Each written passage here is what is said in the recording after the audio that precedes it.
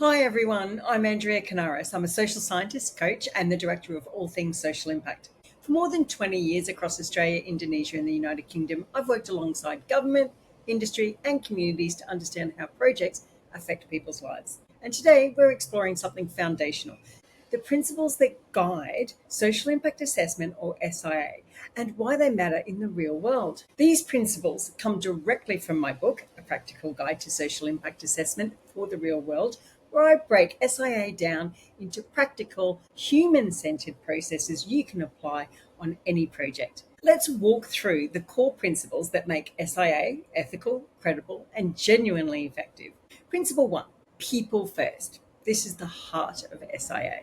Too often assessments begin with the project, the design, the footprint, the timeline, but ethical social impact practice starts with people. Ask who is affected, what matters to them, what do they value, what is already under pressure, and who might be overlooked. When people are the starting point, everything else aligns: your baseline, your engagement, your impact analysis, and your decisions. Principle 2: use evidence and judgment. SIA is not just data, it's also professional judgment. Evidence includes quantitative data, qualitative insights, engagement feedback, field observations. Judgment helps you answer: what does this data really mean? Who is most exposed? Who is most vulnerable? And what is the likely consequence? You need both to produce balanced, defensible assessments. Principle 3: understand impact pathways. Impact pathways help you trace how a project actively becomes a social consequence. For example, workforce arrival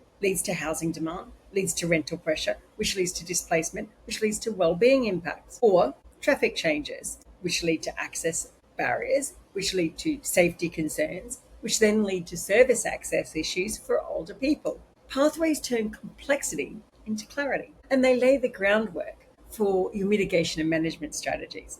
Principle 4: prioritize vulnerability. In real world social impact assessment, not everyone experiences changes equally. Two people can face the same impact but feel it very differently. Vulnerability is shaped by exposure, sensitivity, adaptive capacity. This includes, for example, older people, renters, low-income households, First Nations communities, culturally and linguistically diverse groups, young people, people with disabilities, those dependent on overstretched services. When vulnerability is central to your analysis, your social impact assessment becomes more ethical, more accurate, and more aligned with the community needs.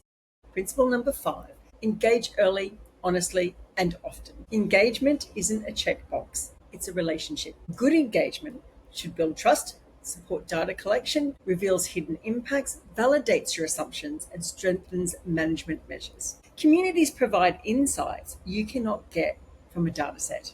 The sooner you listen, the stronger your social impact assessment becomes. Principle number 6: avoid, minimize, mitigate. In that order. And one of the strongest principles in my book is the impact management hierarchy. Avoid the impact, minimize the impact, and mitigate what remains, monitor and adapt. This hierarchy ensures you reduce harm first before offering mitigation or benefits.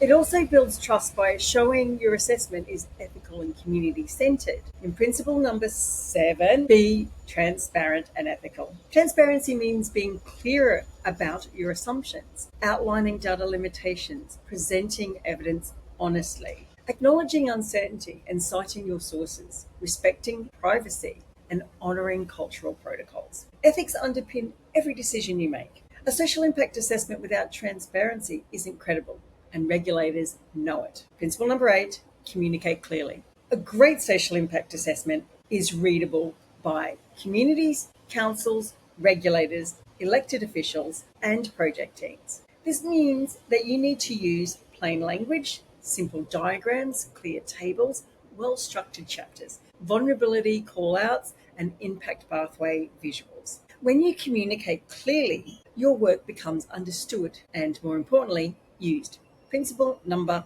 9, monitor, review, and adapt. Social impact assessment is not a one-off report. It's an ongoing commitment. Monitoring helps you check if mitigation is working, identify new risks, respond to unexpected changes, stay accountable, and protect vulnerable groups. Adaptive management keeps your social impact assessment alive and relevant long after the report is approved. These principles are not academic. They're practical tools that make social impact assessment meaningful. When you follow them, you build stronger relationships, protect vulnerable groups, make better decisions, create more ethical projects, and support real world community outcomes. These principles are the DNA of high quality social impact practice, and they are what set great practitioners apart. If you'd like templates, principles based worksheets, video training, and tools to help you apply these principles step by step, you'll find them all inside All Things Social Impact subscription platform, your practical learning hub for mastering real world SIA. Join today at allthingssocialimpact.com. If you like this content, remember to hit the like button, share, and subscribe.